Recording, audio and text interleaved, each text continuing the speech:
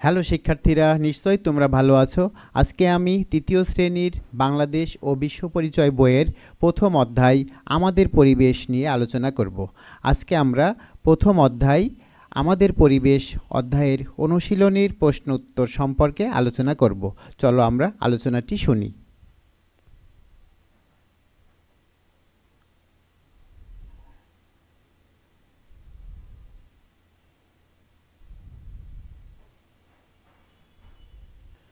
অনুশীলনী ক, সঠিক উত্তরের পাশে টিকচিহ্ন দেই।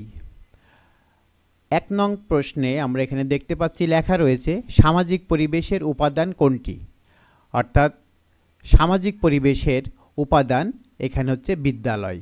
আমরা এখানে উত্তর দিয়েছি বিদ্যালয়। তারপরে ২, প্রাকৃতিক পরিবেশের উপাদান কোনটি?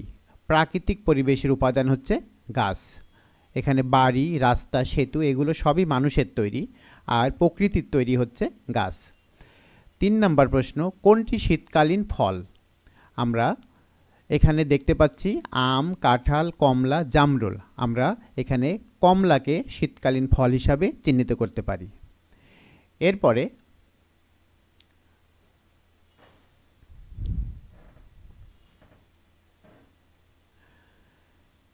কোন ফলটি সারা বছর পাওয়া যায়? কলা সারা বছর পাওয়া যায়। আমরা উত্তর লিখেছি কলা। গাছপালা আমাদের কি দেয়? গাছপালা আমাদের অক্সিজেন দেয়। এরপরে খ, সঠিক শব্দ দিয়ে শূন্যস্থান পূরণ করি। ১, বাংলাদেশে গ্রীষ্মকালে ড্যাশ অনুভূত হয়। বাংলাদেশে গ্রীষ্মকালে গরম অনুভূত হয়। ২, অতিবৃষ্টির কারণে কখনো কখনো ড্যাশ হয়। অতিবৃষ্টির কারণে কখনো কখনো বন্যা হয়। ৩, আমাদের সমাজে রয়েছে কৃষক, ব্যবসায়ী, শিক্ষক সহ বিভিন্ন পেশার মানুষ।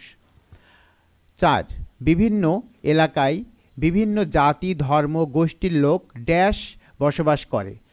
বিভিন্ন এলাকায় বিভিন্ন জাতি, ধর্ম, গোষ্ঠীর লোক মিলেমিশে বসবাস করে। ৫, আমরা ড্যাশ স্থানে প্লাস্টিক, পলিথিন ব্যাগ ও ময়লা আবর্জনা ফেলব। আমরা নির্দিষ্ট স্থানে প্লাস্টিক, পলিথিন ব্যাগ ও ময়লা আবর্জনা ফেলব। এরপরে গ নং প্রশ্ন, বাম পাশের সাথে ডান পাশের মিল করি।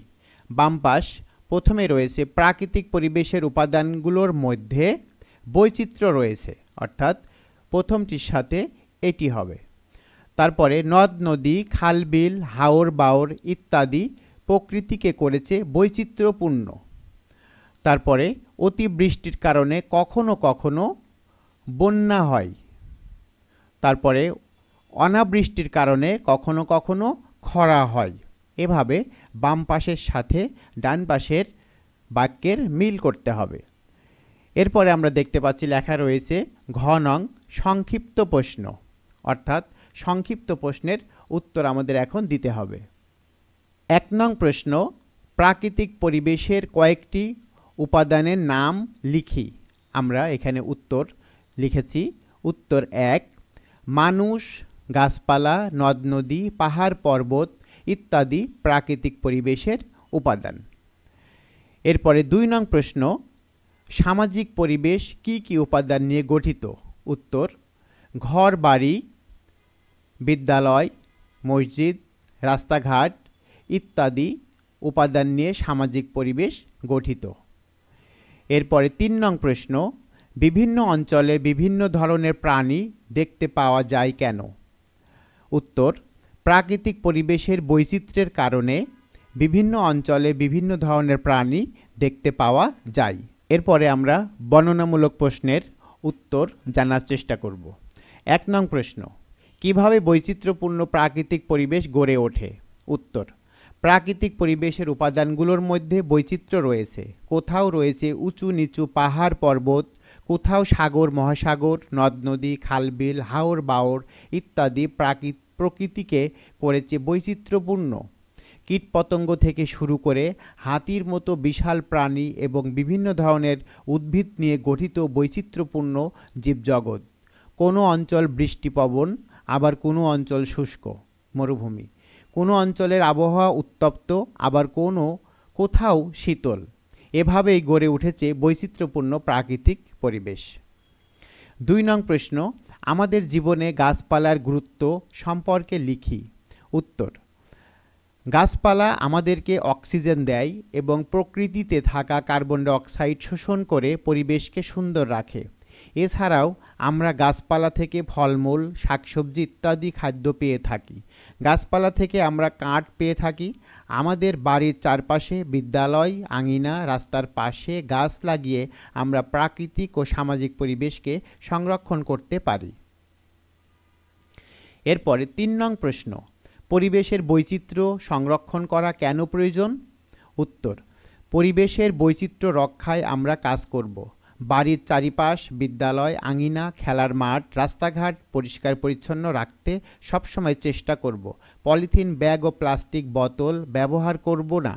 নির্দিষ্ট স্থানে ময়লা আবর্জনা ফেলব। গাছপালা আমাদেরকে অক্সিজেন দেয়, কার্বন ডাই অক্সাইড শোষণ করে এবং পরিবেশকে সুন্দর রাখে। আমাদের বাড়ির চারপাশে, বিদ্যালয়ের আঙিনা এবং রাস্তার ধারে গাছ লাগিয়ে আমরা প্রাকৃতিক ও সামাজিক পরিবেশ সংরক্ষণ করতে পারি। ময়লা আবর্জনা ফেলে নদী ভরাট করা হলে জলজ প্রাণীর আবাসস্থল বিনষ্ট হয়, পরিবেশ দূষিত হয় এবং জীব বৈচিত্র্য হুমকির সম্মুখীন হয়। গাছপালা ইচ্ছে মতো কাটা যাবে না। পরিবেশের বৈচিত্র্য সংরক্ষণ করা আমাদের সবার দায়িত্ব। সমাপ্ত। তো এই ছিল প্রথম অধ্যায়, আমাদের পরিবেশ অধ্যায়ের প্রশ্ন উত্তর। আজকের ভিডিও ক্লাস এ পর্যন্তই। পরবর্তী ভিডিও ক্লাস দেখার আমন্ত্রণ জানিয়ে আমি আজকের মতো এখানে শেষ করছি। ধন্যবাদ সবাইকে।